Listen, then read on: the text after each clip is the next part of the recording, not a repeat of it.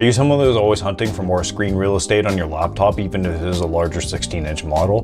Do you hate the idea of carrying around a bulky second display with all sorts of paraphernalia to make it work? Now, what if I told you that your problems could be solved with an affordable second display option that won't break the bank or your back if you want to lug it around?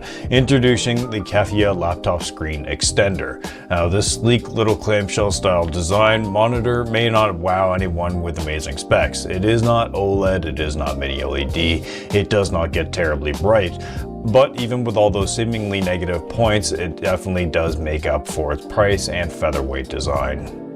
Coming in at 1.3 pounds and being just over half an inch thick, even inside the travel case, is super packable no matter your bag style. Now, the screen size is 14 inches, 60 Hz, 1080p. Again, not industry leading, bleeding edge tech for a main display, but as a secondary display, it is way more than adequate. If you're the type to do any sort of technical writing, work with different virtual machines, coding, scripting, or benefit from a dual monitor setup already at your main desk, then yes, you would benefit from this style of setup.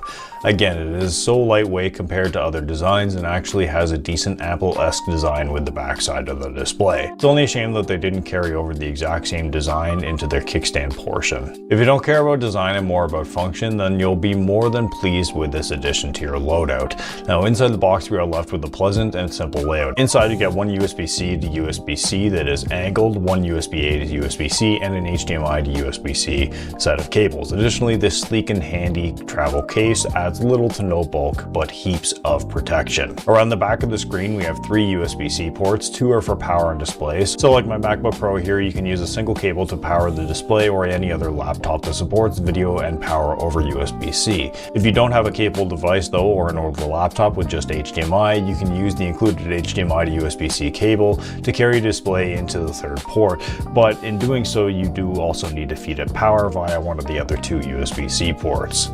Now, this is not the end of the world, but if you like to keep bulk and cable mess to a minimum, USB-C only is the way to go. Now, if you're thinking, oh geez, it would be so much better to have the screen on the left side, not the right, well, you are out of luck, unless you utilize 2 options. One is dependent on owning a MacBook with also an iPad, and the other is dependent on being okay with a portrait-based display and having a huge chunk of plastic stick out in front. If you use it as a portrait-based display, you better have the extra space needed to accommodate the plastic support next to your laptop. Otherwise, if you're a Mac user in the ecosystem and have an iPad, you can utilize the iPad as a third display. So while you may not solve your issue of having it being on the right-hand side instead of the left, you can at least have another third display to have a triple display monitor setup.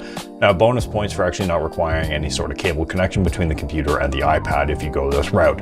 Of course, that is a very expensive solution to a very small problem, but if you do happen to already have one, it is an option that is just as packable as the monitor itself. With the power of the 3 screens in your loadout, you can have Teams or Discord going on one end, your main content directly in front of you, not needing to be minimized or moved about sharing the display space with any other app. The KEFEYA monitor, though, having a 16:9 aspect ratio, does lend itself well to having 2 tabs next to another, having both pages or apps viewable for quick reference or fact checking on one single monitor. While the page and title does have wording and straight up advertising to support gaming, it does beg to question whether or not it should have been omitted, but they are technically not really lying.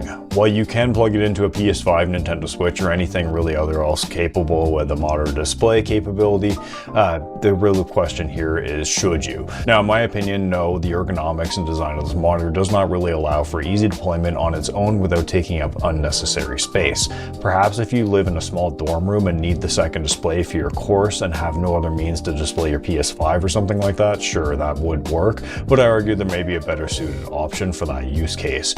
Realistically, Discord team chat when playing online is probably the most gaming thing you should do on this bad boy. As another interesting point, it does have speakers built in, and they are included in the main base of the unit, so having it being used on your laptop, the sound will be right in front of you, not to the side, but if you are gaming or something like that, it will be off to your left-hand side. They get decently loud quiet-ish, I guess, in mildly loud environments, but don't hold really any sort of candle in the wind to most modern laptop speakers. To wrap things up, this little guy is pretty damned impressive for the price.